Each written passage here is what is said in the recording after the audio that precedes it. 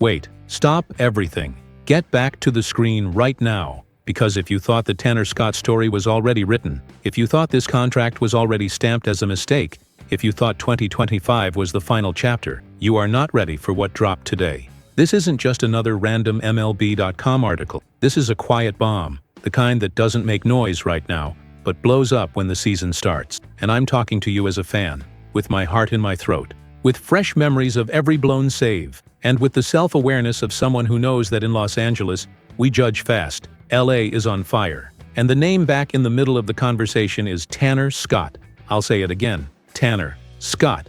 The same guy with the $72 million contract. The same guy who arrived with all-star hype. The same guy who in 2025 became a daily debate among Dodger fans. But now the narrative might be changing. And when the narrative changes in Los Angeles, my friend, you either level up or you disappear. Let's stick to the facts. No sugarcoating, no excuses, but no ignoring context either. The Dodgers spent nearly $200 million on the bullpen over the last two offseasons. That's not normal. That's not the Dodgers' usual playbook. Historically, this franchise built bullpens with bargain pieces, fine-tuning, and internal development. But something shifted. The front office looked at October, looked at those brutal eliminations, looked at games decided in the 7th, 8th, and 9th innings, and decided to open the vault. Tanner Scott, 4 years, 72-header. Kirby Yates came in. Blake Trinan was retained. And then, more recently, Edwin Diaz, on a deal that shook the entire league. That was a message. A message to all of MLB. We're winning close games. And here's the wildest part of all of it. The Dodgers won the 2025 World Series without Scott, Yates, or Trinan being true bullpen stars. That's almost a paradox. And that's where the most delicate case comes in. Tanner Scott didn't come here to be a supporting actor. He came to close games, to intimidate, to dominate.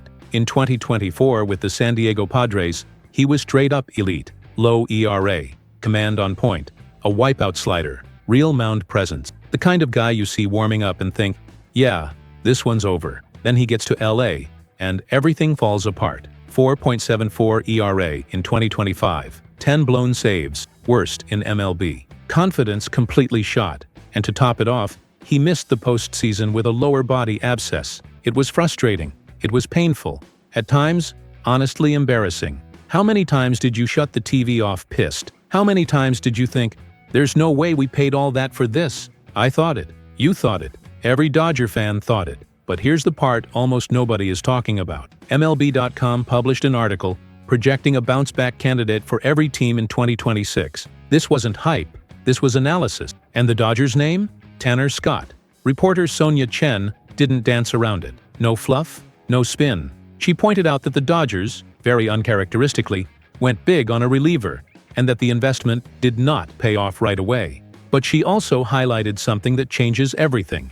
Real internal optimism, not PR talk, not canned quotes. Optimism backed by data, health, and context. Let's talk about the biggest villain of 2025, home runs. In just 57 innings, Tanner Scott gave up 11 home runs. That's what you see from a pitcher who's mechanically broken or physically compromised. Now compare this. In 2023 and 2024, combined with the Marlins and Padres, 150 innings, and only 6 home runs. 6. So in less than half the innings, he allowed almost double the homers. That's not natural regression. That's a red flag. And then the behind-the-scenes stuff comes out. Reports suggest Scott was dealing with injuries far longer than what was publicly disclosed, and that even Dave Roberts didn't fully grasp how serious it was. That changes everything. An injured pitcher doesn't lose talent. He loses command. He loses confidence. He loses margin for error. Pitches stay up. The slider doesn't bite. The fastball gets predictable. And in Los Angeles, a ball left up ends up in the pavilion. Now hold on to this. Baseball reference. Com projects Tanner Scott in 2026 at 3.54 ERA, 61 innings, 64 strikeouts. That's not a disaster projection. That's a key bullpen piece. And there's another factor that completely flips the equation. Edwin Diaz. With Diaz on the roster, Scott doesn't have to carry the closer's burden. He doesn't have to hear boos after one mistake. He doesn't have to enter with the game on his shoulders. He can go back to being the heavy matchup guy. Big inning, high leverage, maximum pressure.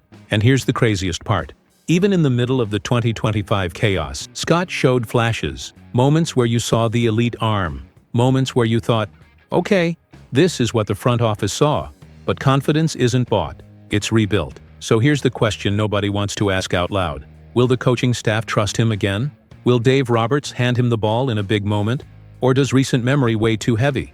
Because in Los Angeles, my friend, patience is short, and expectations are forever. Tanner Scott enters 2026 as a symbol of a lot of things. The front office's boldness, the risk of investing big in a bullpen, the razor-thin line between failure and redemption. He could be one of the greatest comeback stories in MLB. Or another reminder that LA doesn't forgive easily. Now I want to hear from you. Do you believe in the bounce back? Or is this contract already dead to you? Drop it in the comments. No filter, no fear. And if you want to stay locked in on all things Los Angeles Dodgers, Dodgers news, Dodgers rumors, MLB updates, with emotion, analysis, and a fan's voice, subscribe now. Because here, we don't just report, we feel. This is Los Angeles. This is Dodger baseball. And 2026 is gonna bring the heat.